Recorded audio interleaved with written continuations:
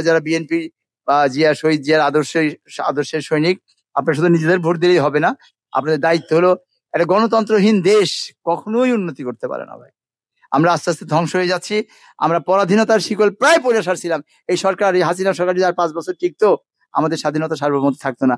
আমরা কোনো একটা দেশের সাথে অঙ্গরাজ্যে পরিণত হয়ে যেতাম।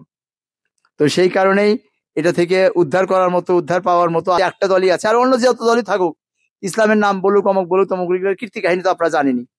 হ্যাঁ, এগুলা কীর্তি কাহিনী আপনারা জানেন।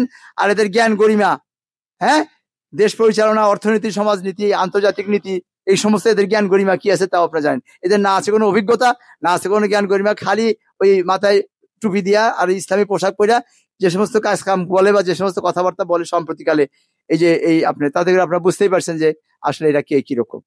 তো যাই হোক, সেজন্য আপনারা কখনোই এই বিভ্রান্ত হবেন না। বিএনপি মানেই হলো ধানের শীষ।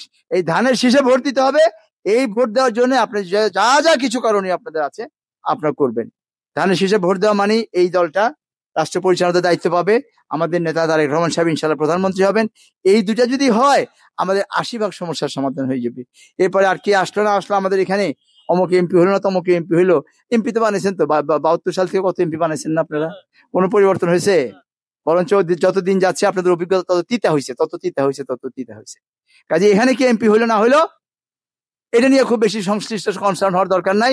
ধানের শীষে ভোটটা দিতে হবে, যাতে করে রাষ্ট্র পরিচালনার দায়িত্বটা আমাদের দল পায় এবং আমাদের দেশের রাষ্ট্র পরিচালক হিসেবে যেন আমাদের নেতা জনাব তারেক রহমান সাহেব সেই দায়িত্বটা পায়। তাহলে আমাদের ইনশাআল্লাহ সমাধান হয়ে যাবে।